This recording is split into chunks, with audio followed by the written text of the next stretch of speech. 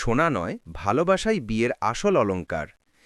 গত সপ্তাহে সোনার দাম ছিল 2,06,000 টাকা, আর আজ তা বেড়ে দাঁড়িয়েছে 2,13,719 টাকা, অর্থাৎ এক সপ্তাহে প্রায় 8,000 টাকার বৃদ্ধি। এই বাড়তি দাম যেন আমাদের মনে করিয়ে দেয়, বিয়ে সোনা দিয়ে নয়, হৃদয় দিয়ে হয়। আজকাল সমাজে একটা প্রবণতা তৈরি হয়েছে, বিয়েতে যত বেশি সোনা তত বেশি মর্যাদা। কিন্তু বাস্তবতা হলো, এই সোনা অনেক সময় সম্পর্কের শিকড়েই আগুন ধরিয়ে দেয়।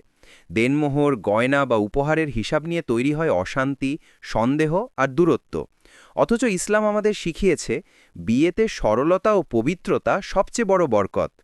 রাসূলুল্লাহ সাল্লাল্লাহু আলাইহি ওয়াসাল্লাম বলেছেন, সর্বাধিক বরকতময় বিবাহ হলো সেই বিবাহ যার খরচ সবচেয়ে কম।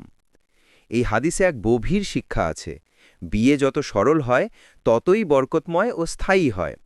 সোনার ভারে নত হয়ে শুরু হওয়া সংসার প্রায়শই বোঝা হয়ে দাঁড়ায়, আর ভালোবাসা, সহানুভূতি ও তাকওয়া দিয়ে গড়া সংসার থাকে দৃঢ় ও সুখময়।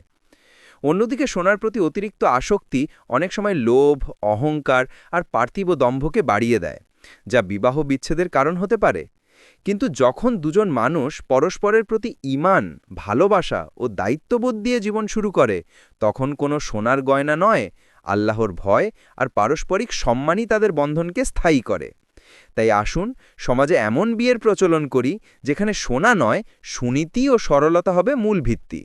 কারণ সোনা বাজারে ওঠানামা করে, কিন্তু ভালোবাসা আর বিশ্বাসের দাম কখনো কমে না।